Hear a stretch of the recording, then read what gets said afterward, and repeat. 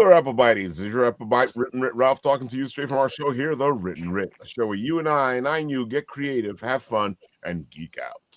Yes, folks, we are ready to geek out. We are ready to have some fun.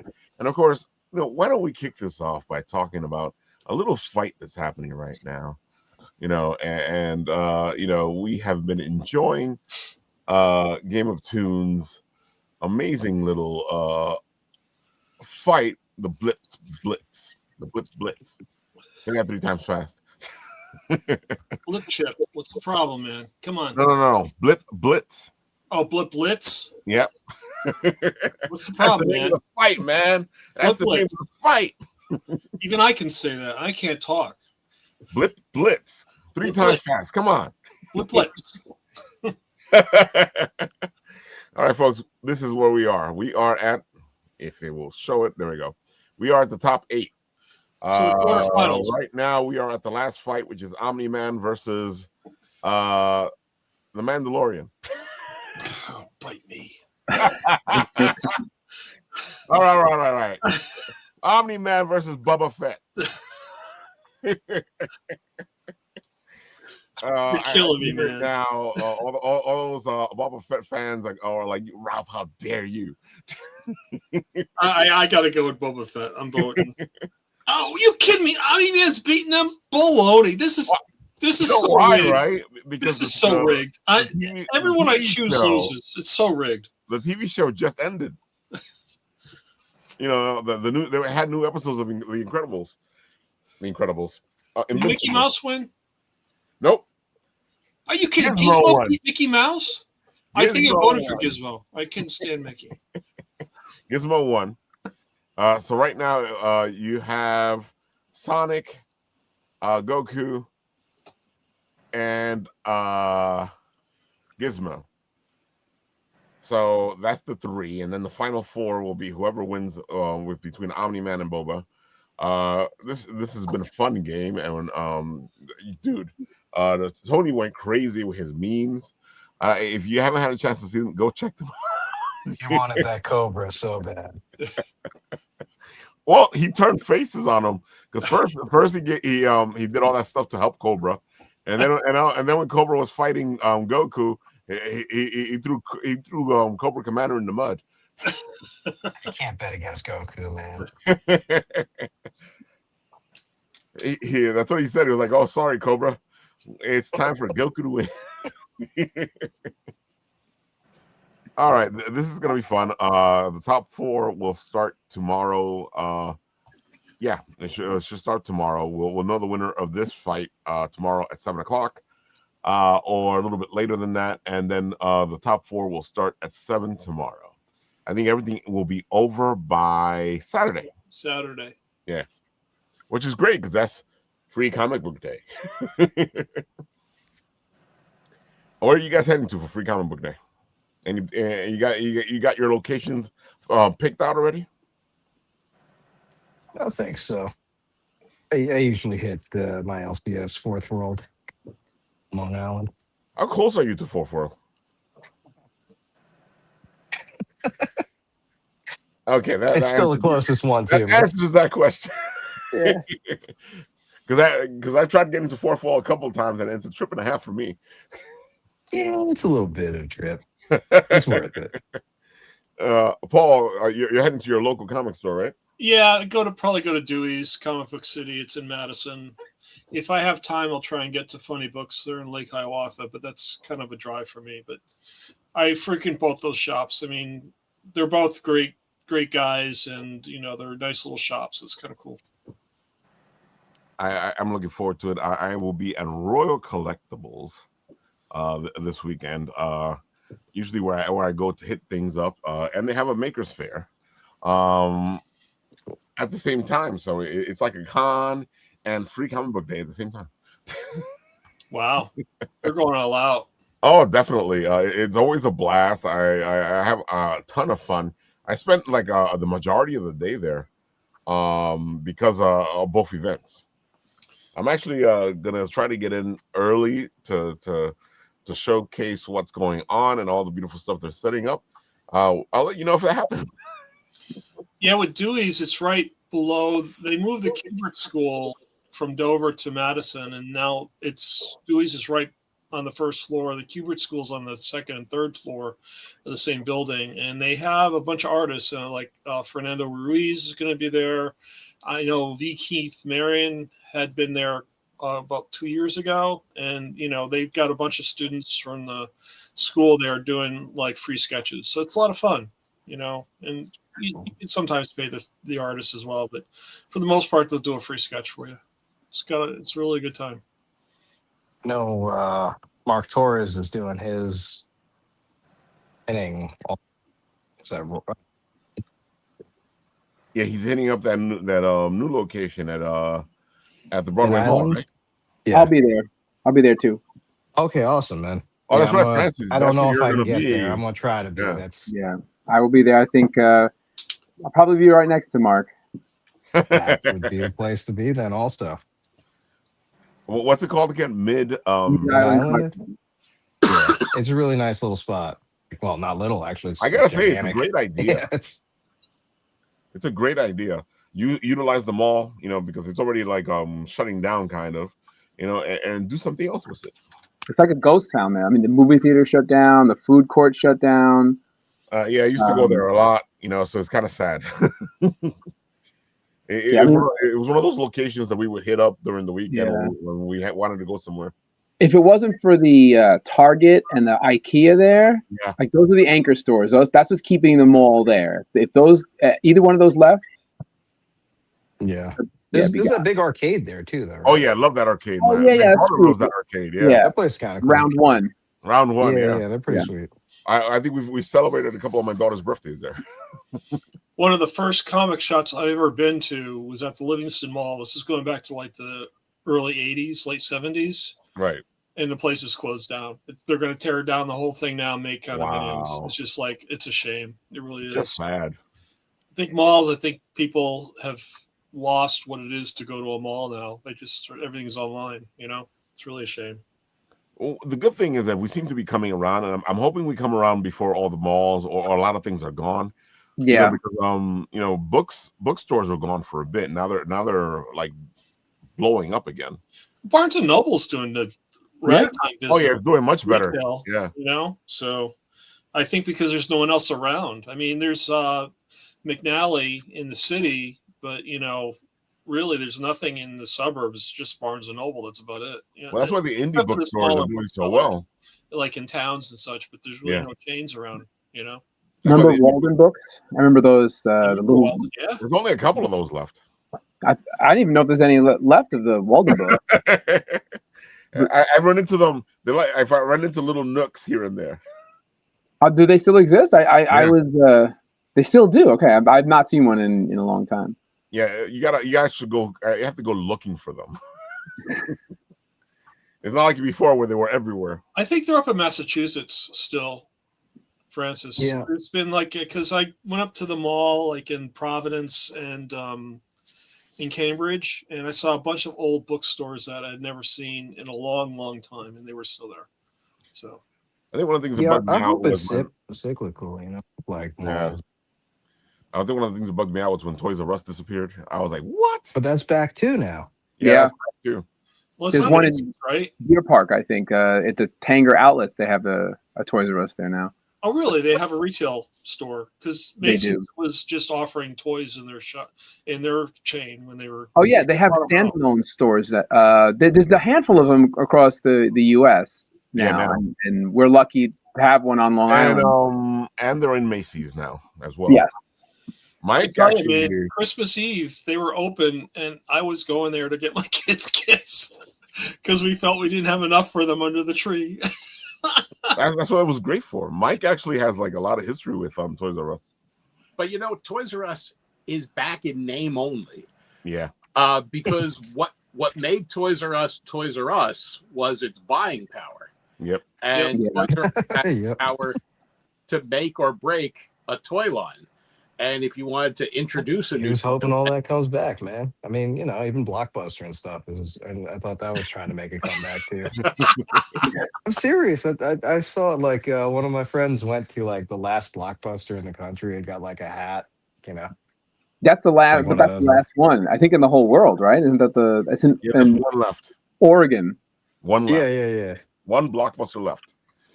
But it's like, it's niche now, so like I wouldn't be surprised. I mean, if Toys R Us made a comeback, anything could do it. But I gotta say, Mike, I get what you're saying because but Toys R Us didn't make a comeback. Someone just licensed the name and put it on their toy store. Right. So, that's like saying Elvis is back because I'm wearing his wig. All right, so we've got some plans for New Comic Book Day. That'll be fun. You'd be surprised how much people will pay to see that, Mike. Oh, definitely. Yeah, we get the Elvis impersonators all over the place. We get the Toys R Us impersonators. I miss KB Toys. Remember that? Oh yeah, KB. Yeah, man. You remember Babbage's? How about Babbage's? Now. Babbage's Software, etc. Yep. Which all became GameStop, and they all messed up.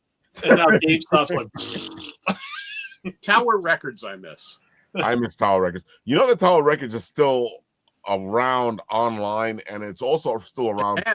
Yeah. In Japan, right? Yeah, you said Japan, right? Yeah. Yeah, I went to that Tower Records in the Japan. Virgin Megastore in Times Square. Right. Oh, they had like the Japanese MTV, and they were interviewing my friend, American guys walking up, like, I mean, I love TV, Toy like, Cars all the in the Japanese city music. with the Ferris wheel and everything. I brought my kids there several times. It was fun. That's why they went out of business, because all this real estate in the middle of Manhattan, giant Ferris wheel. How much you really making off this store? I'd like to know. Hey, FAR Schwartz is back. That's in the city now. Rockefeller Center. Yeah. Yeah. Toys R Us Times Square. The one from Home Alone or something? Big. Okay, with the keyboard. The big giant keyboard. Cool. Mike, you were saying Toys R Us Times Square? Toys R Us Times Square took in $5 million a day. Yeah. Oh, really? That much? Yeah. It was a tourist spot. Yeah. That's why I didn't I figured what they should have done was close down all the smaller stores, leave the one in Times Square open, because that means that it would have been a destination location, because people would have came, because now you wouldn't have that many Toys R Us. Yeah, actually, that's a good idea. You should be running things. But I've never understood why they have to close all the stores down. I'm like, dude, just keep one or two open, and you probably make money off of that. Well, look, that's what GameStop's doing, right? They're closing stores left and right. Oh my God, yeah. And their website sucks. So how are you going to buy games now? And they rip you off for everything. Yeah, I thought I got a deal back on New Year's Eve. I ordered Earthbound for Super NES, $99 from GameStop. It's like, this is great. I got it 2 weeks later. It was a counterfeit cartridge. From GameStop? Are you from kidding GameStop me? online. Cartridge. I was counterfeit. I'm like, so I spent $100. The game's worth like $400 cartridge alone, $400 or $500. Like $100. This is great. It's too good to be true. Oh man. So, Mike, I gotta say, I love having you on, because you have all this history lore from so many different things. You've been around for a bit, and you've done a lot of things. Bizarre things that make no. Ooh. I can't hear you, bro. Yeah, no. Okay. As soon as we got Mike talking, he got thrown off. Freaking Ghost of the Machine again. It's like we're going through this again. It's like It must be the mummy's curse. I gotta say, it has to be the mummy's curse, because that's why Mike's on today.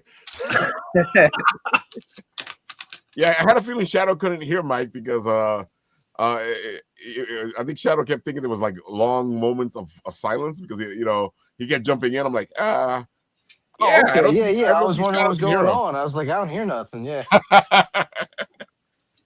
I thought everyone was just saying "yep" like King of the Hill stuff. My bad. Oh no, Mike was talking. Oh, sorry. No, don't worry about it. I had a feeling you couldn't hear him. Mike will Can be y'all back in a hear him? minute. Huh? But yeah, we can Everyone hear him. else good? Oh, Yeah. okay. Well, What are you on your phone? my apologies. Yeah, but I can hear everyone else. Yeah, but I feel like Mike's sound is a little lower than the rest of us. Well, I can't hear it at all now. Well, Mike's gone. Oh, there you go. Mike's back. Yay! All right, Mike, you good? Uh-oh. I don't think you Can you hear me? Yeah, we can hear you. persistence is futile. Can you hear us?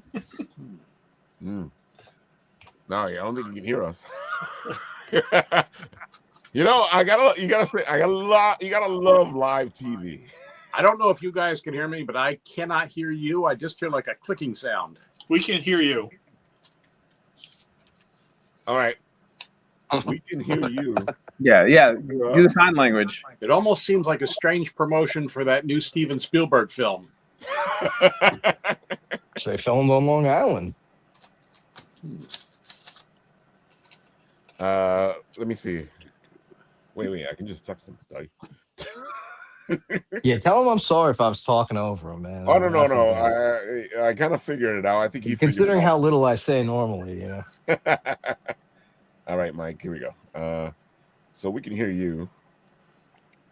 You know, ever since I saw Supernatural and Misha, it was the episode where they're in the real world and they meet with Misha and the rest of the guys because they're the actors, and Misha like feeling like one of the guys as he texts. I've been doing it myself.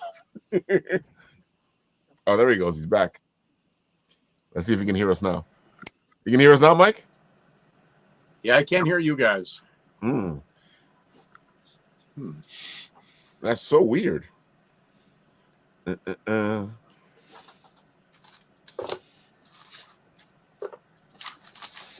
And out. Might have to sign out completely and then come back in.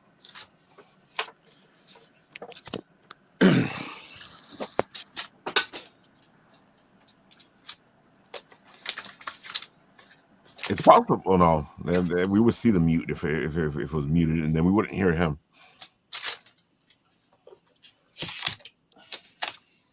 You gotta love it, folks. You know, and our friend's not even here today, because usually when Shannon is here, everything gets messed up. We're talking about it. That's the problem. Don't talk about it. Yeah, you brought her up. We got all spooky ooky in the green room, folks. You know, I think Mike froze. He looks frozen. Oh yeah, look, Mike's back again. Hold on. This is what happened before. Look, now we got two mics. Look, we got two mics. Mike, can you hear us now? I can hear you now. All right. Although you've moved my square. Before I was like in the Alice position for a Brady Bunch, and now I'm over in the corner. I think I'm Greg. That's because as soon as you click out, everybody starts to move around. It's the weirdest thing. I've never like it bugs me out. I guess the whole algorithm or the StreamYard does this thing where as soon as somebody leaves, it changes their position. You didn't really have to move me there. Although now I feel like I'm the center square on Hollywood Squares. Well, I'm trying to move things to where I had them. There we go. Before. All right. So, Mike, we were just talking.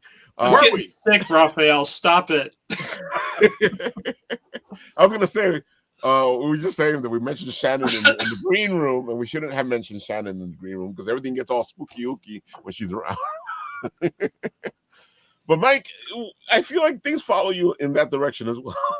And you're here to talk about the mummy, so maybe it's the curse of the mummy. Maybe. Although there's not actually a mummy involved in this, it's just the sarcophagus. There's technically no mummy because the sarcophagi do not open. So, do you want me to tell you the whole story, Ralph? Go for it. Okay. I've been dying to hear this. I miss working with you because that's when I would hear the story. Yeah, Ralph, did we first meet at Toy Fair or near Comic-Con, or was it at Ripley's? Was at Ripley's. You were doing that event at Ripley's, and we were there for that, and that's when we met you. Yeah. Yeah, neat. So see, it's like come full circle. Oh, definitely. So this particular tale begins in 1974, and I was a young boy playing on the beach in New Jersey one summer, and I was playing with my G.I. Joe adventure set, and this is back when G.I. Joe was 12 inches tall and he had the big vehicles. And it was the adventure of the lost mummy or something like that, and there was a sarcophagus in his vehicle and G.I. Joe, and I was burying the sarcophagus in the sand and digging it up over and over. Right. You know, the way kids play. Right. Oh, now I can hear people. And the end of the day came, and my mother said to me, okay, we have to go. So I went to dig up the sarcophagus, and I couldn't find it. Right. So I'm digging holes everywhere, cannot find the thing, which is amazing because it was like, I swear to you, Ralph, it's been haunting me for over 50 years. It was right there in front of me. I do not know where it went. So finally, my mother was like, we have to go. You know, we can't stay here while you have an expedition for 5 more hours. And I was really upset because I was a little kid. And she said, what? Just think, someday some other little kid is going to find this and they'll be amazed. This will be so exciting for them. And that stuck with me for years. And then 10 years ago, just on a whim, I thought to myself, I'm going to get one of those sarcophagus, make a mold of it. There it is. And cast some. I'm going to cast 74 of them. Whoa. And I'm just going to bury them random places on beaches and let people find them. My name wasn't on it. There was no website. There was no information. Somebody would just be digging in the sand, find a sarcophagus, have no idea why it was there. And my original plan was just to do it once, to do it for one summer. But then I got to the end of the summer and the mold was still in good shape. And it had been fun to do. And I said to myself, I'm going to do this again. And I did it again and again and again. And then here we are 11 summers later, and this is the end of it. What brought about the end kind of were two things. Last year, let me back up. A few years ago, a kid in England found one, and I didn't know this because my friend Barry had gone to England and buried one in Blackpool for me. So a kid in England found one and had been searching for its origin for a couple of years. And finally, he just did a Google image search and came up with the press release from 10 years ago when I started burying them. Right.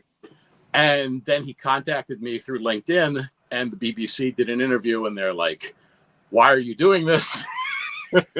And how many have you buried? And they were the first ones to ask, is this tied to the release of the new Mummy movie? And I said, no, this is totally unrelated to the Mummy movie. And then shortly after that, Brendan Fraser announced that he was doing the other new Mummy movie, not to be confused with Lee Cronin's Mummy. Right. And people were asking if this was somehow related to that. So I thought to myself, although Lee Cronin's Mummy was good, and I'm sure the Brendan Fraser Mummy is going to be good, I didn't want people to feel that they were in any way connected. And the mold, after making 814 sarcophagi, had started to degrade a lot. So I made a final batch, and the 814th sarcophagus, along with the original mold, which is now in very poor shape, was acquired by Ripley's Believe It or Not, and they're going to put it in one of their museums. Nice. And that's cool. I guess put it in one of their books and maybe in their daily comic. And then, here's one of the sarcophaguses. Oh, there you go. He has his own right there. And then we're also in talks about there being a world record for this, although I really don't think there's anyone in second place because, except for the actual Egyptians, no one else has been running around burying sarcophagi. So I'm fairly certain I'm the only one, and I don't think anybody's even close. So I don't have to worry about, I don't know, Jerry buried 812. He's catching up to me. I'm ahead of everyone else by a lot. But you've had an interesting relationship, like we were just talking about, because that's when we met you for that event you were doing for Mexico Toys, right? Yes, probably. Yeah. Oh, for the Annabelle doll. Oh, for the Annabelle, that's where we met. That's where we met. For Batman. No, it was for the Annabelle doll. Wow. It is always fun when I'm being interviewed by someone. They go, what's one of your greatest accomplishments, or what's your greatest accomplishment? And I say, I got to drive the Batmobile down 42nd Street hop the curb and drive into the front of Ripley's Believe It or Not. Oh my God. That's hard to top. That is hard to top. I know this story though. Yeah. Oh my God. It amazes me because you have such great stories. How do you find yourself in these situations? Well, I just do the stuff I do, and everything else just follows along. I like that answer. Well, Ralph, we've done a lot of stuff together, and sometimes that is true. Opportunities just occur. That they do. Yeah, it's that's what I tell people all the time. Just go out there and do stuff, because if you're not doing anything, nothing's gonna happen to you. Yeah. Well, also, and we live in New York City. Yep. There is literally something happening every day. And if you just go out your door, there's a good chance you can run into something exciting. Especially in New York City, yeah. Oh, definitely, 100%. And there's so many events that happen in New York City. Sometimes, you don't find out until years later or months later, or you're so surprised that it's happening when you find it. You're like, what the? Well, I mean, we can't go into the story I told you personally. Okay. But I mean, what was it, Monday or Tuesday? It was like the Times Square Association meeting in the afternoon. Right. And, there was lots of excitement with that. And then watching Riz's new movie with him in the evening. And that's, two fairly exciting things in one day. Yeah. Yep, New York, man. Folks. Yep. Go do stuff. Yeah. That should be the slogan. We love New York, but also New York City. Go do stuff. But it's so funny because I feel like as New Yorkers, what ends up happening is that we take for granted where we live. Oh, 100%. Yeah, how many people have said, I've never been to the Empire State Building, or yep. I never go to the Statue of Liberty. And, Statue of Liberty. Uh-oh. Yep. I feel like Drake is going to be our new Shannon. He's talking about Statue of Liberty is something you only need to do once. But, the Empire State Building continues to be fun. I agree. And there's a lot of events that happen inside the Empire State Building. Oh, yeah. So, Drake, we've lost your screen, but we can hear you. Oh, you've lost my screen? I can see my screen. That's so weird. Yeah. You're black over here. Okay. Well, not that there's anything wrong with that. No. Oh man, I gotta say, like, when Ripley's was here, you were like involved with a lot of the stuff that was happening at Ripley's. Well, yeah, we did the Annabelle thing there. We did the stuff with the coffin. We did the Batmobile. There was a lot of good. Oh, I did my book launch was there for Contemporary Krampus. That's true. Yeah, with their Halloween party. So there was lots of exciting stuff. I was very sad to see it go, and I hope that they open up another branch here. I agree. I was surprised that when they closed it, I was like, okay, because I thought it was doing well. Well, COVID hurt a lot of business. Oh yeah. COVID was the destroyer of a lot of businesses. Yes. Oh man. Let's see. Dude. You also run around the city dealing with food too, right? Well, for a while I was the Korean food ambassador, which is funny because, and I say this lovingly, I don't think they knew when they picked me that I was a white guy. So, but my other half is Korean, so that kind of counts. That counts, yeah. But yes, I was involved with that for, and I still help out when they ask. There's another ambassador now. I gotta say, it's just amazing all the stuff that you do. But I feel like what you're saying is true. It's like if you don't go out there and try to experience things or do things, then it's just not gonna happen. Oh, that's 100% true. I mean, it would be amazing if stuff just started to happen in your living room. Yeah. Really, you have to go out and do stuff. I mean, the King of England was in the city today. he probably wasn't in your living room. I mean, he could have been. It could have happened, but probably not. Completely possible. Completely possible. But yeah. Yeah, I mean, anything's possible. We're in New York, but probably not going to happen. Dude, I just like, I don't know. I'm always amazed, you know, when you were just talking about the Statue of Liberty and the Empire State Building, and I'm just always amazed that we kind of like gloss over those things. Like, I understand they're tourist spots, but at the same time, that they're New York history. Yeah, I think that true New Yorkers are line-averse. So if a long line is involved, you don't want to do it for the most part. Right. And that's why, you know, when people come to visit you and they're like, "Oh, Ralph, can we go to Magnolia Bakery?" And you're like, "Well, you can." I'm not gonna wait in that line for an hour for a cupcake, although they're great cupcakes. Yeah. I completely agree. Yeah. And then there's so many museums and so many interesting things. You know, I think you've actually like have gone, "Hey Ralph, why don't you go check this place out?" And I'm like, "Whoa, what's this?" Well, how many times have I dragged you to the Museum of the Moving Image? Oh, that's true.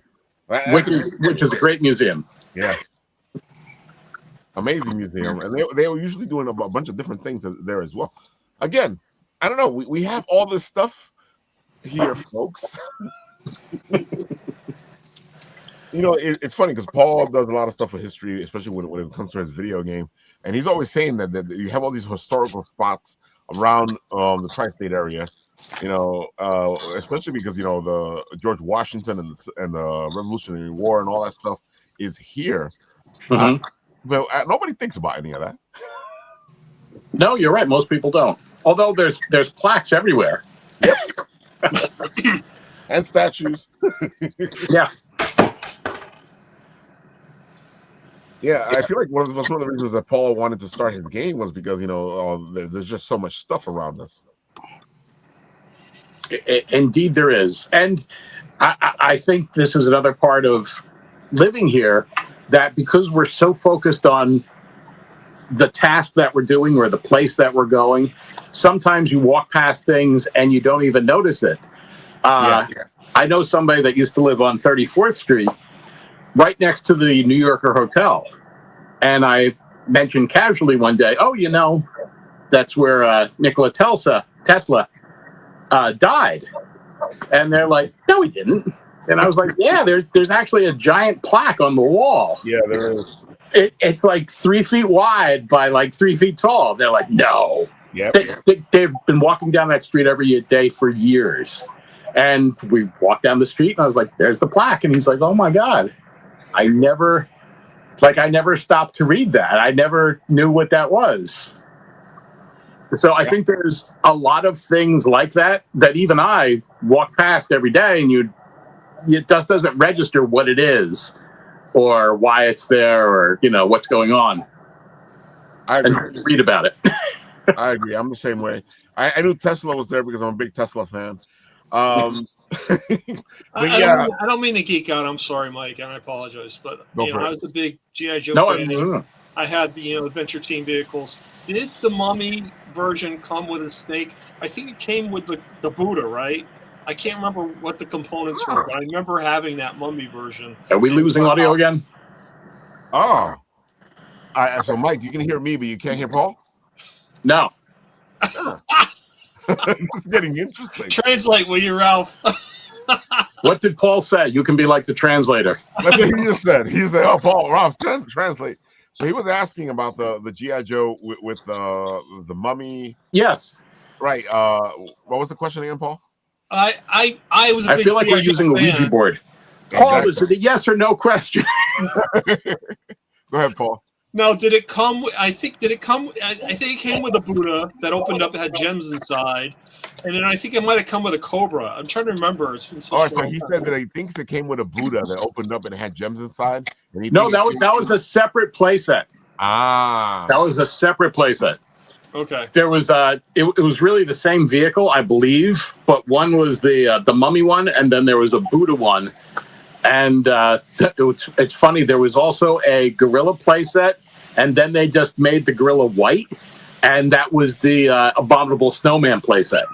Wow. I love it. I love Hasbro, man. They were so great. He was like, Hasbro was so great. I agree. I had a huge Joe collection. Oh my God, I really enjoyed collecting the Joes. You know, my brother was the bigger one on it, and my parents would give him the stuff. So you know, I didn't get to play with it too much. I still got the Adventure Team vehicle. It's got the two components. One has got the detachable, like mobile unit, and then the other is the radar unit in the back. I still have it upstairs in my attic. So, Mike, did you ever get the big aircraft carrier? Because you know that's the goal of all the GI Joe guys. No, because that was for the smaller GI Joes. I was back in the I was back in the time of the 12-inch Joes. My middle brother or my baby brother had the big aircraft carrier because he was around when they were doing the smaller. I would consider inferior GI Joes. Well, you're not the only one to tell me that. Even as a kid growing up, my parents kept saying you're playing with dolls. I said no, I'm playing with an action figure.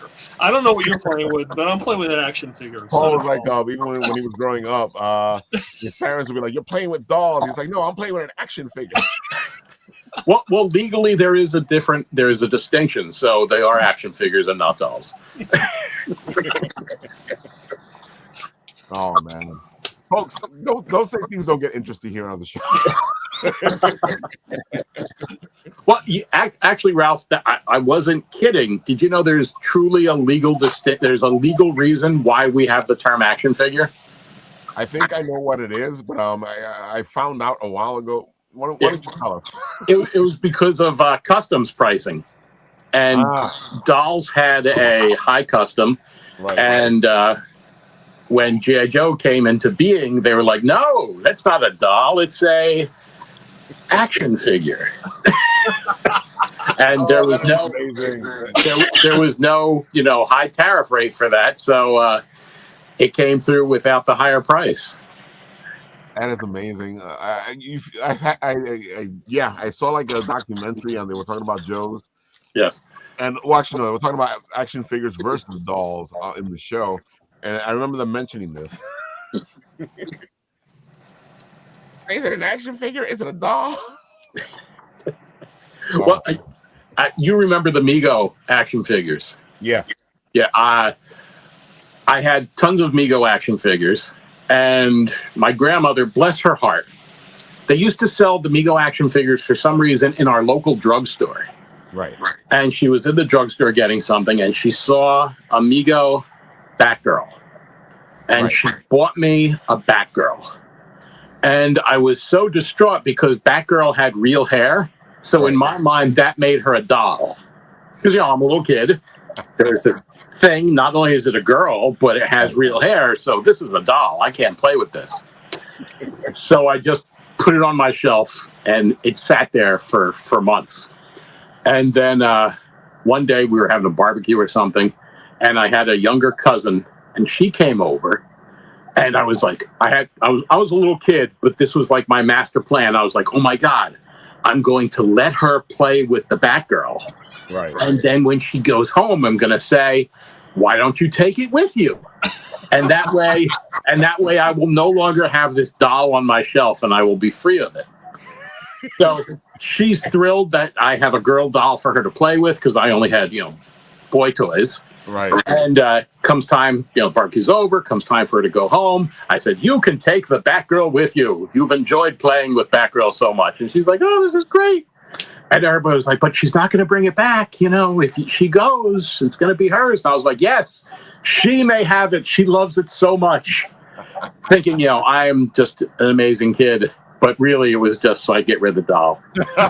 And my grandmother was so moved by my kindness that she went and bought me another Batgirl. Oh, my God. Yes. Talk about full circle. Yes. Oh, man. It feels like something straight out of a sitcom. Yes. Maybe I should have buried Batgirl in the sand. I don't know. Oh, that is just amazing. Yeah. dude. Well, I think I said all I had to say. You can go on to the next person now. Oh, yeah, no, don't worry about you, Mike. It's just that that was a great story. Oh, thank you. All right, so Francis, you are busy and you've been busy, and we're coming off of MCon this weekend, which was a blast. I love MCon. MCon is one of the better cons out there. It's a small con. It's a free con. But why do you like going to MCon? Because you've been there a bunch of times already, right? Yeah, I don't remember how many I've done, but it's been a bunch. I like it because I just like the people there, like I like the atmosphere. I like hanging out. I like the fans who come by. It's just I'm hearing clicking. Is that just me, or is that? Do you hear clicking? I hear clicking. No. I'm trying to figure it out. Okay, all right. I think this is like tied to that Spielberg movie. I'm telling you. All right, I'm gonna mute everybody but you, Francis. So if you're gonna talk, just unmute yourself and talk to Francis. But right now, I'm gonna mute everybody else, and that might fix it. Let's find out. Yeah. There you go. Go ahead. What was I saying? MCon. What do you like going to? MCon. Yeah. So it's just like a really fun convention. It's really I love Kelly, and he puts the whole thing together, and I know a lot of work goes into it. So all the stuff I said before and that. Yeah, he does a great job with it, and you can tell that we're used to dealing with him because even when we're talking about it, we want to say MCon 3 times. Yeah.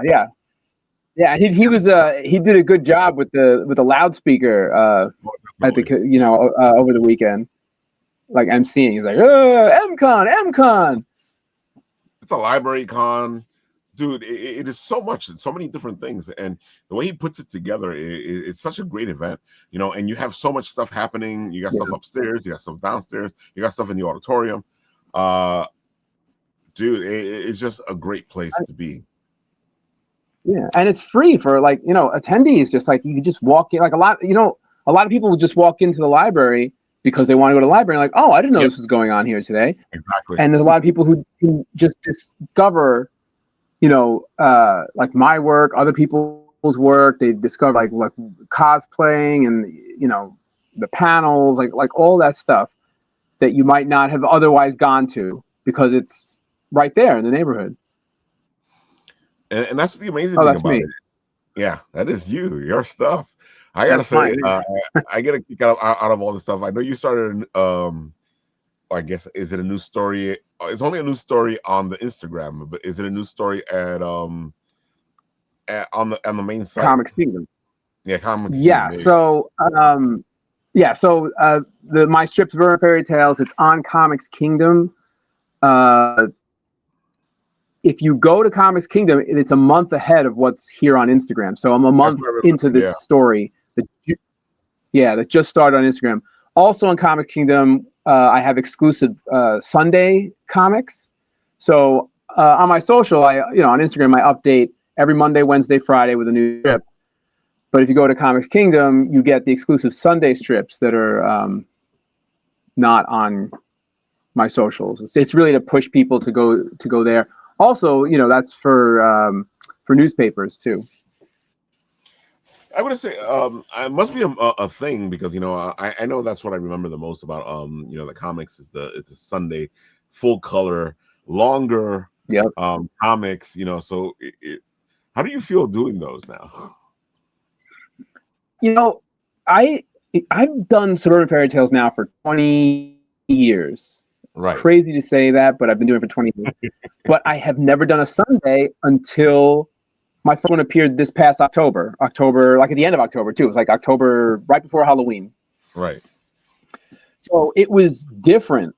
And I'll say it was like, I had to think differently when doing it because with my daily strip, it's use 3 panels. I tell my joke, or I tell my gag in 3 panels. But with a Sunday, you have more space to play with, and It's like I don't want to just do like, oh, here's just a 3-panel Sunday strip. I want to try to do something that I can't do, whether it's a different kind of a layout or a longer kind of a joke. Like I just want to play around with it a little bit. So that took me a little bit to kind of figure out, but now I think I've kind of gotten into a groove with it where now I know like really how to handle put Sunday together. And it's funny, when I first did my first Sunday, I realized I did the dimensions wrong. they gave me the dimensions and like how you're supposed to set it up. And I did like 4 Sundays and I was like, all right, now I have to send it over to my syndicate. And then I was like, wait a second, I'm like off by like 1/4 of an inch. So I had to go back into each Sunday. Whoa. And I forget if I was like, I think I was either shorter or I had to crop it. I don't remember what I had to do, but I had to go in and it was like almost like I had to redo those 4 Sundays all over again to get them the right dimensions. It was not fun. I don't know how I did that, but I fixed it. So every Sunday since then has been the correct dimensions, including the ones I sent them. It was basically like having to double the work. So, it's a little longer on the Sunday comic strips, but in your books, you were still just repeating the stuff you had done before, right? So you hadn't done like a longer version in one of the books? No, I haven't. It's like I said, I just did my first Sunday, October of 2025. So just recently it started appearing on Comics Kingdom and on social media. My next book will have the Sundays in it. So when I say it's exclusive, it is exclusive for Comics Kingdom but eventually it will be in my book, and that will be different. That'll be my book, probably be longer this time than in the past. I use usually about 117 pages for my book, and it's probably going to go a little longer than that because of all the Sunday strips that I've kind of built since October. So do the Sunday strips continue the story, or are they their own thing? No, they're standalone. So everyone who's reading, it's a standalone story. It's almost like it's a little extra. Like, you get to peer into the world of these characters. Right. Whereas the dailies that'll carry the storyline. So anyone who's on social media, you're not seeing the storyline. You're getting the full story. Right. But if you want a little bit of extra, you want to see, a little like bonus. If you subscribe to Comics Kingdom, you'll get that bonus. And also the reason I do the standalone is for the Sunday papers. A lot of times, like if a paper. A lot of people, I guess they don't know this, but with comic strips, let's just say one paper runs the dailies, and that same newspaper also runs your Sundays. Right. That counts as 2 papers. So let's just say you talk about like Garfield's, and I don't know, Garfield's in like 2,000 newspapers. He's probably more. I don't know the exact number, but let's say Garfield's in 2,000 newspapers, right? If those papers also have a Sunday edition, it's technically in only 1,000 papers, if that makes sense. Because one newspaper buying the Sundays, one newspaper buying the dailies, that, like I said, counts as 2. Well, that makes sense, because when you got the Sundays funnies, it always felt like a whole different thing. Sometimes you get a story that continues into the Sundays, but it always felt to me like this was different. This was separate. So and also Sunday.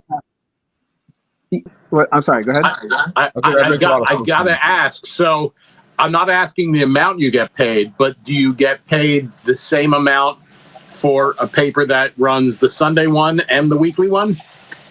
Good question. That is a good question. I actually don't know. I'm pretty sure it's the same amount because it's. Again, I'd have to look at my contract, but and I don't know if I'm allowed to say on here, but I'm pretty sure it's the same amount. But that's a good question. I don't know. You can tell us a good question. I don't know what I'm allowed to say or not. Yeah, you have to talk to my lawyer. That's fantastic. Um,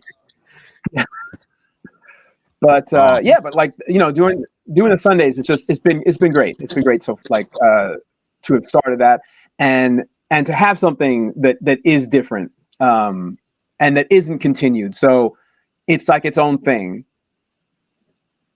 So if it's just in a Sunday edition, then like I said, you don't have to read the dailies. Gotcha. I'm always fascinated by this stuff, and I don't think we've picked your brain up. Because we usually see you, we usually talk about your stuff, usually talk about other things, and we tend to have geek out conversations. Yeah, I mean, I love the geek out conversations. Oh, but yeah, dude, like the business part of it, behind the scenes is interesting. I always found that interesting, like talking to other cartoonists, especially like the ones who've been doing it like way longer than me, right? Who are like way, like really well known cartoonists, because they've been in the industry for just forever, and they have insight, into the business that, I was just indicated, we talked about it in 2024. Yeah, exactly. Mm-hmm. So this is, this part of the business is all very new to me. And there's only so much you get from reading books and interviews, but when it finally happens, you're like, all right, now like this, now you're part of the business or part of the industry in a different way. I'm not saying, people who do comics, you're all part of the industry, but it's like, it's different when you're dealing with like a syndicate compared to when you're doing it on your own, because right. it's there's just things that you don't. But I feel like that's what's because a lot of people kind of go, oh, comics are dead, but not really, because comics are everywhere now. You see them on Instagram, you see them on web what is it, web comics, Webtoon. Yeah, webtoons. You see them they I feel like they've actually evolved. Yeah, like comics are so they're really pop, especially like the quick comics, like the one panel, or like you'll see like the 3-panel comics that are on social media, because we all have short attention spans. People like, they want to just get in, or they want to read something for like 3 seconds and then they keep scrolling. I think when people say comics are dead, I think they're talking more about like the newspaper industry and the newspaper comics, and they're not dead, but newspapers they're dying. You hear more and more about how newspapers are shutting down. Yeah, there's not as many papers as there used to be, and even like the ones that do exist, like the New York Post, they don't carry comics anymore. They used to. They don't carry comics anymore. So it's not as important to newspapers as it used to be. Whereas, you talk back in the day, in the 20th century, having like a Calvin and Hobbes or Peanuts, and then, or not having it could make or break your newspaper. Like, it was huge. And even before that, you talked about were big. Sunday sales were huge. Yeah. But I'm saying, and even like, you go back to like the 30s, with Little Nemo and Crazy Cat and Prince Valiant. Like this is when it was even more important, because you'd have like these full, like the papers were printed larger, and you had these full giant pages of comic, like beautiful artwork. No, you go to the 90s, it was still important, but like, they got reduced to the size of a postage stamp in the paper. That's why you have strips that are like little tiny rectangles, and it's yeah. So when you're putting it online or you're doing your own comics, you kind of have a little bit more control over it, and it's different than it used to be. I gotta say, like, I have a lot of friends who put their comics on webtoons. I got a lot of friends who read comics on webtoons. That's why when people go, oh, comics, I'm like, no. And it's still, I feel like newspapers is still like the big thing for comics. It's like, which newspaper are you on? So I don't think newspapers are dead completely yet, because that's still the thought process on people. Yeah, I don't think newspapers will ever completely go away. They'll always be kind of like magazines still exist, right? Yeah. Or if like vinyl records, like it's they're just back gonna. now. Yeah, I mean, they're back now, and that's why I think like, newspapers, they're never going to completely disappear, but it's just not going to be where, like, when what is it? What is Gen Z? Is that or Gen Alpha? What, I don't know. What's the difference? The Gen Alpha is the Gen Z, Gen Alpha, Gen Beta. Yeah. So when they get older, like they're going to be getting their news from, I don't know, maybe beamed into their brains when they get older. But I think, like, we were just talking about bookstores before, right? Bookstores are still, they dipped and then they came back. I think the same thing with newspapers. It's going to dip, but I think it'll always be newspaper readers. It's just think about New York, right? We've got, how many papers we got? We've got Newsday, we've got the Daily News, we've got the New York Post, we've got the New York Times, we've got the Wall Street Journal. Am I missing any? I think that's you hit all the notes. There's a couple of little smaller the smaller ones. Yeah. I mean, it's great, but do we need, like, just in our area have 5-6 newspapers? Probably don't need that many. So I hope we don't lose any of them, but if we lost 2 of them, I think we'd still be okay. Yeah, but it's the nature of the beast. And I also feel what happened with newspapers and magazines and comics is that they didn't evolve with the times. Instead of evolving with the times, they kind of like stayed stagnant where they were. Because I always say the same thing. I think magazines lost a moment there where they could have been magazines in the live format and been magazines online at the same time, and you could have continued your base. But I feel like they missed that opportunity. Yeah, you see newspapers, actually, they're trying to do that where you get a subscription, you can subscribe to their digital edition and get the physical, or you can just subscribe to their digital edition and not their physical. Or you get just the Sundays and then include, there's different plans. See, folks, we're not going anywhere. Yeah. That's the same thing with comics. I'm like, no. Comics aren't going anywhere. Somebody's going to want a floppy in their hands. Comics are too. Yeah. Well, comics are never going to go anywhere, but I think more people buy, like, graphic novels rather than over the floppies. Yeah. And the same thing with your type of comics. A lot of people like getting those, like your bigger books where you get a bunch of stuff in one book. Yeah. Like a nice thick collection where you can because I love my floppies, but as I got older, I started just leaning more towards the graphic novels, like the collection, rather than, because you buy a floppy, it's great, it's good to read, but you can read it in 10 minutes. Yeah. You get through, and not for nothing, like, comics have gotten more expensive. It's better on your wallet. Hey, let's just you buy a graphic novel for 15. Oh, my wife is coming by. Say hi. Hi. Hi. I thought you were sleeping. It's so funny. We were in the green when we were talking about a lot of this stuff, and we were talking about a lot of stuff with the bookstores. I feel like people have realized that the physical copies are important. I've always been a proponent for physical copies because I don't like the fact that if you leave it up to them, they're in control of it.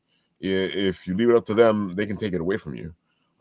Which is what I was saying the whole time because people will make fun of me. He goes, "Oh, why are you still buying the movies on DVD? Why are you still buying the CDs?" I'm like, because they can take it away from you. If it's streaming, they can take it away from you. If it's digital, they can take it away from you. And all the movies I bought for Christmas are gone now. What do you mean they're gone? Where'd they go? I bought them on Amazon. I bought Santa Claus is Coming to Town. I bought Rudolph the Red-Nosed Reindeer. And I bought, A Year Without Santa Claus. Everything moved to Apple. That means they pulled the license from Amazon. Yeah. My movies are gone. You mean you bought the digital version? Yep. They should say it's an extended rental. It's nothing you own. It's just an extended rental. That's all it is. Yeah, you own it as long as they have the rights. Yep. So when you bought it, like, was it a rental, or did you say I bought it? I paid $20 for it. Yeah. And they took it out of your library? And they took it out of my library with no reimbursement. I didn't know they could do that. Once you buy it, like, Do they refund your money?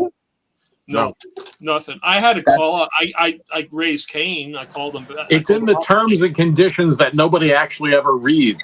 Yeah. And that's become a big issue with Amazon and Amazon Prime. You know, you'll buy a series or you'll buy a movie, and then they don't have the rights to that movie anymore or that series, and it just disappears. Yep.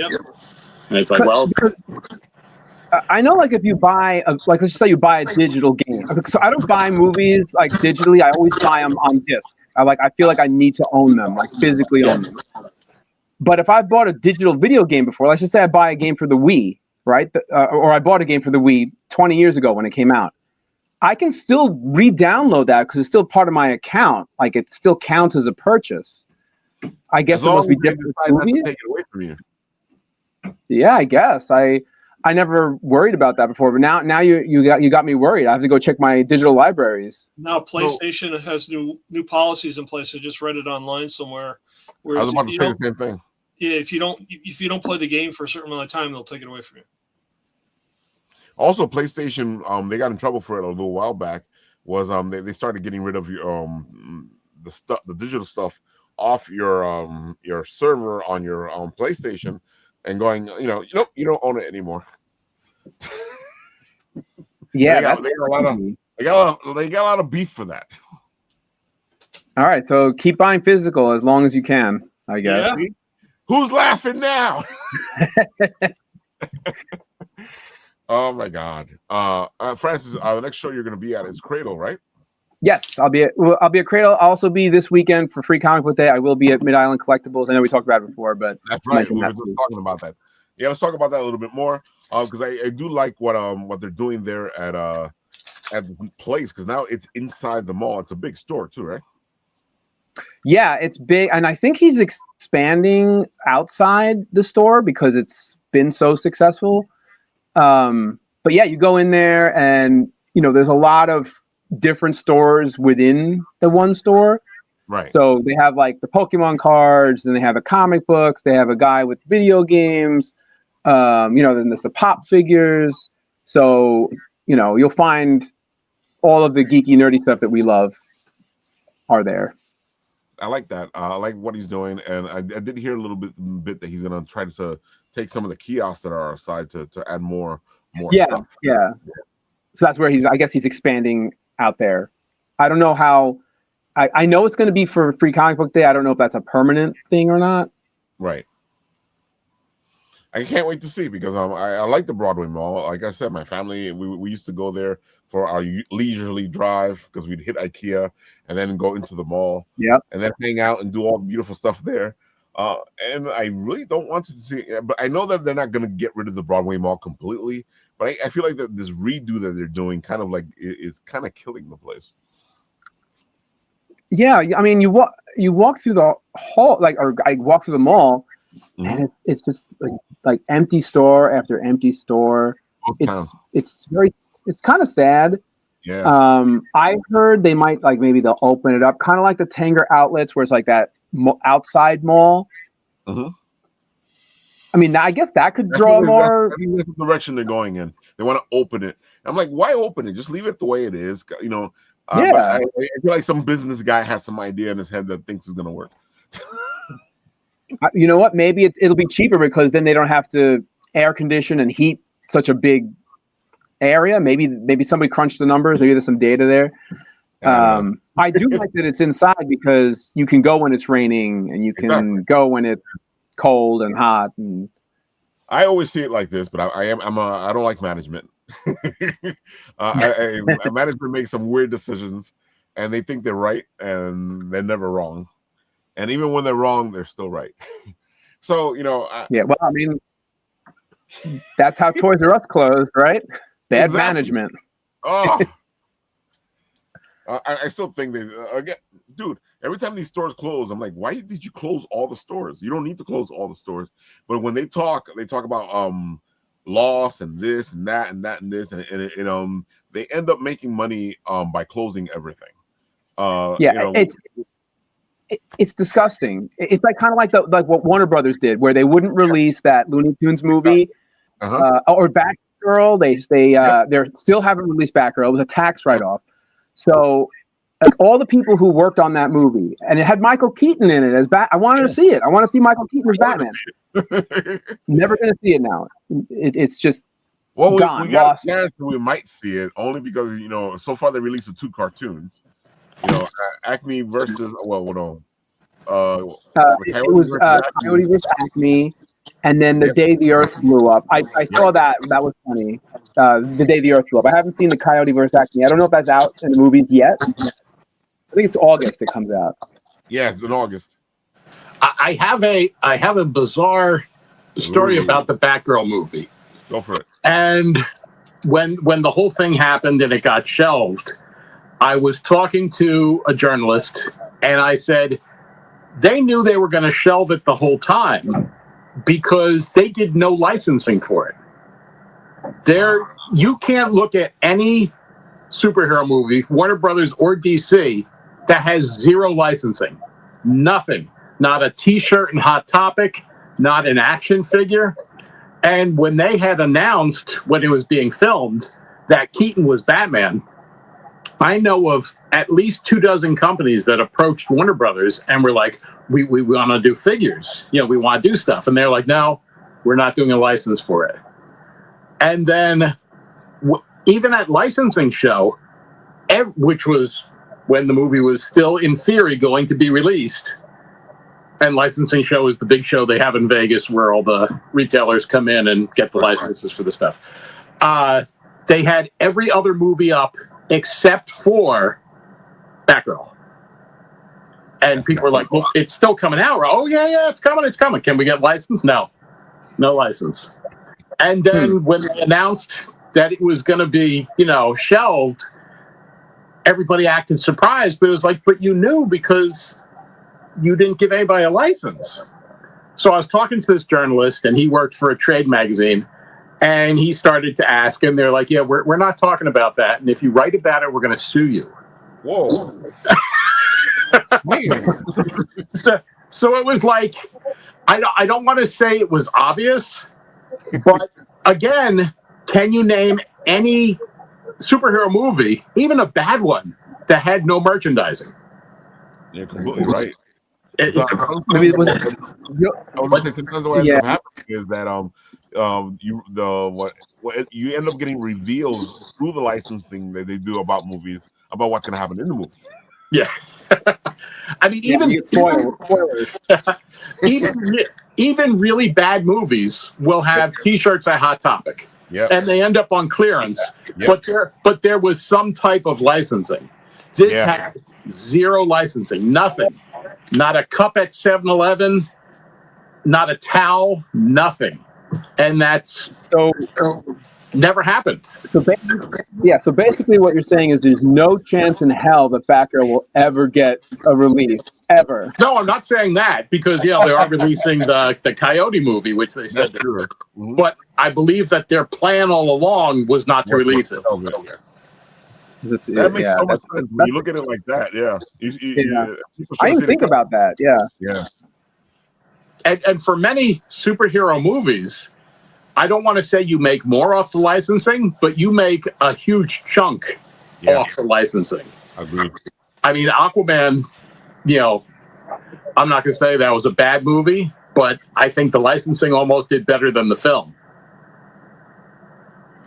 Says a lot. Yeah. But you're completely right, though. They make a lot of money off the licensing. Yeah, it was a bad movie. It's okay. Bad movie. And now all our screens go black because we know too much. I think that's why they're messing with us today, because it's not just one thing going wrong today. It's a cascade of things going on. They know too much. Flood the chamber. So Francis, this weekend you will be at Broadway Mall for Free Comic Book Day, and then in 2 weeks you'll be at the Cradle of Aviation for CradleCon. Yes, I will be at both. So come on by, say hello. I'll have my book. I'll be doing sketches. I have my keychains, which you did a video of. That's up on that's true. on your Instagram and on mine. Let's see. Where'd I put you? I put you over here. Yeah, I put you over here. Uh-huh. Yeah, there it is. Hold on. There we go. Yeah. Oh, look how awkward I look. Dude, you have evolved considerably since the first time we did an interview. So like worse? Oh, you are way better. You're saying you look awkward. Look how to me you look so relaxed. Oh, I guess I'm good at faking it then. Well, that's the whole thing. Oh, I also hate. Go ahead. Sorry, go ahead. I was gonna say I hate watching myself or listening to myself. Like I'll never listen to myself. Like this podcast that we're recording now, I'll never go back and listen to it because I'm on it. Never. Anytime I'm on a podcast, anytime I see a video, I'm like, I never want to see it again because I'm on it.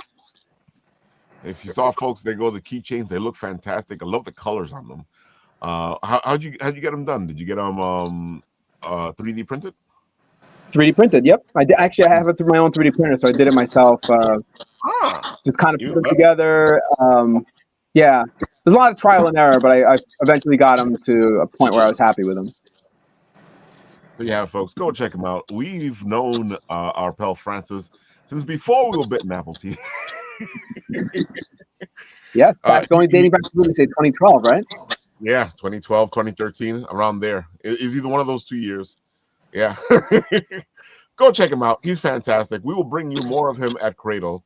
If you are at the Broadway Mall this weekend, go say hi. All right, Mr. Paul. Why don't you tell the people why you're the host with the most? Go for it. Okay, cool. So I'm fast and furiously working on the next issue for our Kickstarter launch of Time Enforcers. And this is actually going to be the first print edition that we're doing. The first episode was done digitally. That's when I was actually trying to program a game at the time. But now, because I have to animate all these cutscenes for episode 2, I said, why not make a comic book? And that's what I'm doing. So I'm pretty excited about it. It's looking really good. We're going to be featuring, right at the point now, I think it's 48 pages total for the individual issue. Nice. We'll be offering that on our Kickstarter, but we're also going to be doing a hardcover edition as well. And I'm going to be featuring a lot of the commissioned artworks that I purchased over the past year and a half at different cons of all the artists, including Francis. So I have to hit Francis up for a bio. But the whole point is to feature the artists that actually have done commissions for me, put in a bio for them, and then their links to social media. So hopefully the artists will get some recognition from the work they did, after I sell this book. So I'm excited about that. We have, like I said, the hardcover, but we also have a couple of variant covers in the work right now. I have Angel Lopez, Son of Saint, doing one, which is just phenomenal. And then I have Chris Mad working on a second, and I want to try and get at least 1 or 2 more. So I have at least 3 or 4 variant covers to add as an incentive for a higher tier. So I'm really excited about this. It's going to build into the whole education program that I'm putting together. Basically, History All Around Us is a program for 5th to 8th graders, actually 10th graders at this point. And it's using state mandated curriculum to essentially gamify the learning experience. And when I say gamify, I mean not play a game, but actually immerse the kids in episode where they actually have to journal, and they take a mission briefing packet and they do journaling every day. They do research on a topic that they want to choose. So if you've been working on, the curriculum is feudal Japan, they get to choose the person, place, or thing that they want to investigate. And so once they get all the research done, they come back together as a team. They collaborate and they do a presentation together in front of class. So not only are they finding out the history on their own, they're working together to present it to everyone else in class. And so I really want to dispel the whole adage, I'd rather die than make a presentation in public or speak in public. And so I think the earlier you get kids, doing this and get in front of class, bring down those fears, and the more they practice, the more they like it.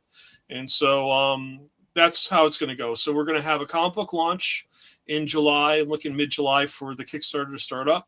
Following that, we're going to be doing our tabletop role-playing game. So this is another component for the pilot that I'm progressively building towards for the fall, so that I can launch these schools and start test marketing the pilots with students in classes. So it's all exciting. So with the tabletop role-playing game, it's kind of like a Trivial Pursuit and Dungeons and Dragons experience combined. So it's really meant to be instructional in terms of learning about history through trivia, but it also imparts portions of like role playing where you have to figure your way out of the situation by making up a story to do that. So it's kind of fun.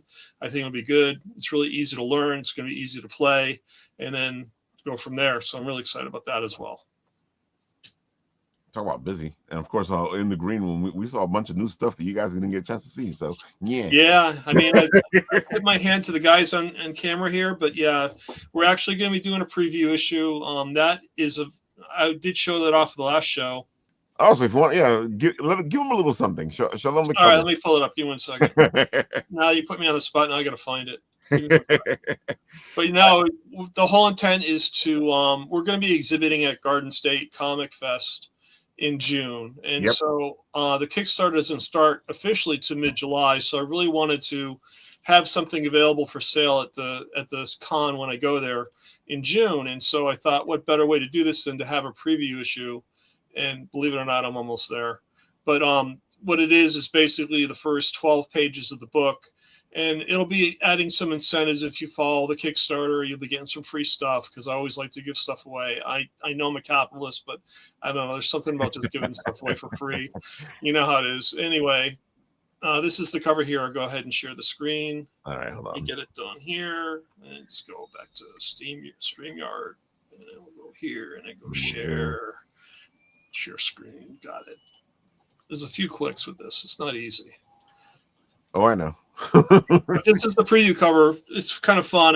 I was trying to mimic Action Comics #1, but that's why the look and feel is very retro that way. But I was really wanted to highlight Nick and Togo in this, because these two guys are going to be my Johnny Storm and Ben Grimm for Time Enforcers. So they're going to be like poking fun at one another as they do a dungeon crawl through Kronless Fortress. So I'm really excited about that. It's shaping up to be, I think, something more than just, a time travel book. It's really trying to put some background to the characters that I've created for this whole world, and make it more dynamic and in depth. Because I think the more kids will get interested in this, they'll want to learn more about it.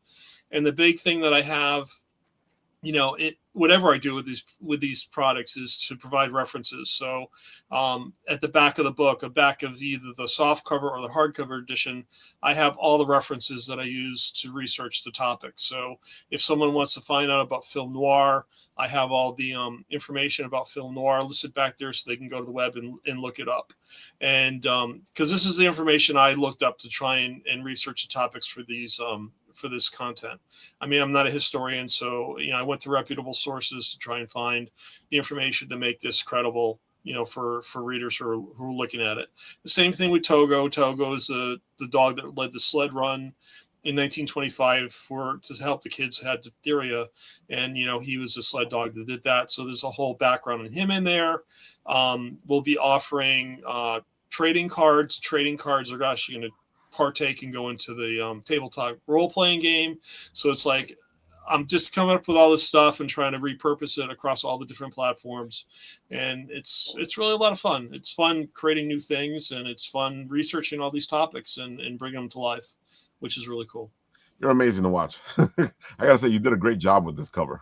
Yeah, it was fun. I mean, I really wanted to be, Nick is in black and white. He's, film noir, so everything's black and white for him, including his attitude about life. I mean, there are no grays, even though he isn't gray, but everything's black and white. He's the good guy, right? And if you're bad, you're bad. If you're good, you're good. And that's the way it is. So, but Togo's going to poke fun at him, and he'll poke fun at Togo. So it's going to be fun. Can't wait to see what happens. Yeah. I just, it's like, have you written a script out? It's like, no, I haven't written a script out. I know where I want to go with this thing, but I'm doing the scripts as I go. So, well, sometimes that's how it works, man. You have the idea, and then you go with the flow. Yeah, it occurred to me the other day. It's like, I was thinking this whole thing through, and it struck me. Another idea came. It's like, okay, now I can add another segment to the comic that I wasn't thinking of before, because I'm just not a planner that way. I'm more of a strategy guy and tactician. I just move. I'm not a big planner. And Paul, this weekend you're going to be at your local comic store, which is which one? I'm going to Dewey's Comic City.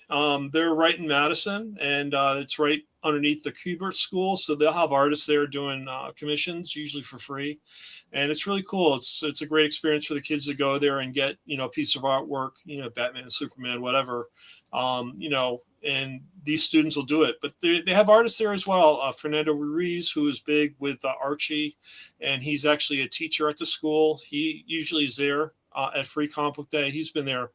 I've been going to this store for Free Comic Book Day probably for the past 20 years, and he's there like every time. Really cool. And B. Keith Marion has been there a couple times, and Lee Weeks is big. He usually appears there as well. So there's a lot of guys in the area who worked at Marvel and DC that will go to the store and actually, do drawings, which is really a lot of fun. So love it. And of course, Mike, why don't you tell the people where they can find you, all the good stuff? Because Mike has a lot of great stuff he's doing and some great stories. I don't want anyone to find me. I don't want to be found. Especially now that Warner Brothers is going to come after me for telling the secret about I need to go into deep hiding. You could find me on Instagram. I'm Krampus New York. I'm sure Ralph will put a link. Yay! Yeah, the link is in the comment section as well. He has a great Instagram. There's always something happening. I gotta say, it up too much. That's too much pressure. Oh, come on. But look, you did this great job here with just this little bit here. Dude, I love it. It feels so urban. Well, we're in New York, Ralph. I'm like, I gotta talk to Drake and figure out how to do it myself. Oh man, go check him out there at his Instagram. Of course, and you also have a Krampus book. I know we usually bring you for Christmas to talk about it, but you can tell the people a little bit about it before you go. No, there's nothing to say right now. I'm working on the next book. Not going to look backwards. We have to look forward. See, folks, that's the way you do it. All right, Francis. Tell the people where they can find you. All the good stuff. Go for it. You can check out my comic strip on Comics Kingdom. Just search for Suburban Fairy Tales on there. Yep, that's it. I'm also on Instagram at Suburban Fairy Tales. But it's better if you go to Comics Kingdom because you get to read it a month earlier than what's on Instagram. That's what I like when you get like something special out of going to a certain place.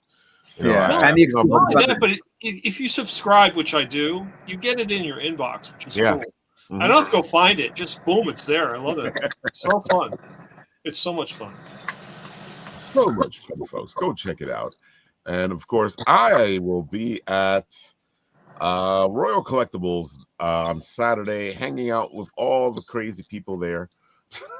And I can say that because I'm crazy. So us geeks will be hanging out at Royal Collectibles. There's a Makers Fair. There's Free Comic Book Day. There's so much happening. And it's always a blast. So once you finish with the free comic books, you can go check out the Makers Fair. It's all in one location, all a lot of fun. And it's like a small Comic-Con.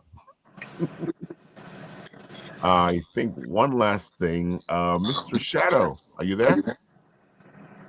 Always. All right, Mr. Shadow. Why don't you tell the people all the good stuff about you? Go for it. Hey. Look, we can see Shadow. What's up? I'm Lewis, Shadow Rabbit Clay Guy on Instagram. And I make custom sculptures out of clay.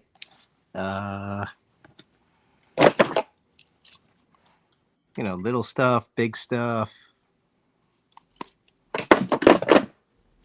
Kind of whatever you can come up with.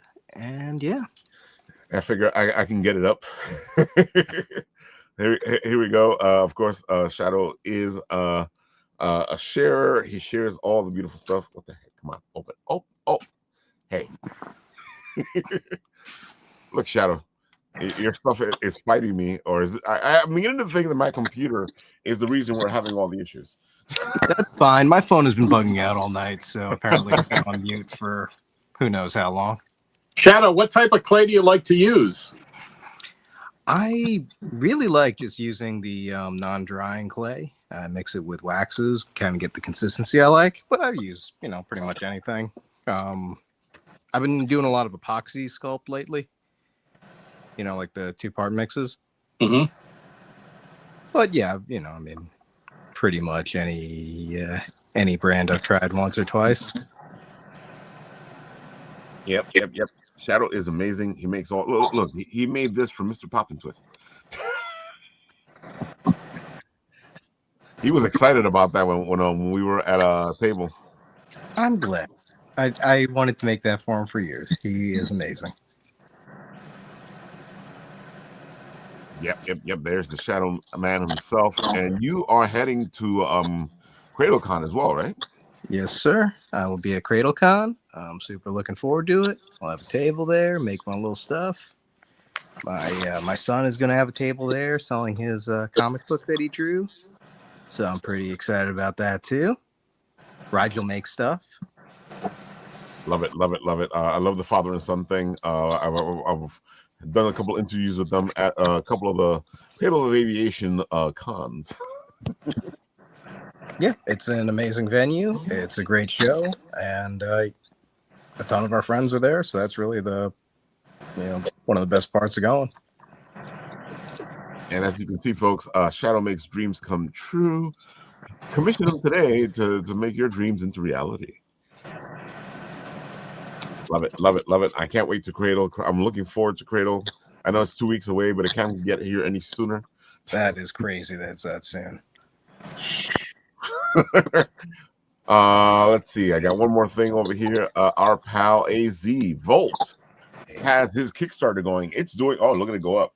It's doing really well. He is at 9,608, 188 backers, 21 days to go. He will be here next Wednesday to talk all about the beautiful stuff he does. If you love video games and sexy women and comic books, this is right up your alley. This is a love letter to all that stuff, and of course, I've been looking forward to this story for a while. He's been talking to us about it here on the show a couple of times, and I can't wait to see what he's going to do with the story. And also, he's building a universe. So this is the first book in that whole universe. So go check out AZ Volt and come see him next Wednesday when we talk to him. Just amazing stuff. I'll put that link into the comment section over there. And I think that is everything. Oh, look at that. It's the Son of Saint. He goes, Shadow's my hero. He is a saint himself. Of course, folks, the Son of Saint is an amazing artist. We saw a preview of something he's working on here with Paul. You guys are going to have to wait to see what it is. But if you guys are looking for a good artist to handle movie posters, comic book covers, book covers, Son of Saint is the man to go check out. And I think that is everything, folks. Anybody else have anything to say before we go? Angel's cover is kick-ass. Oh, I'm a guest judge on a Food Network show in September, but I don't know the name of the show yet. So I guess I'll be back on in September and telling you about it. There we go. We get Greg back on. That's so cool. And Paul, you were saying? Angel's cover is kick-ass. That's all I got to say. Angel's cover is kick-ass. I agree. Angel's cover is kick-ass. I got to see it. All right, there you have it, folks. Everybody's coming back sooner or later. Mike Drake, Francis, Paul, Shadow. Some of these guys are just regulars, and they'll be back because we like to geek out. So on this show and end, I press the button, and where it stops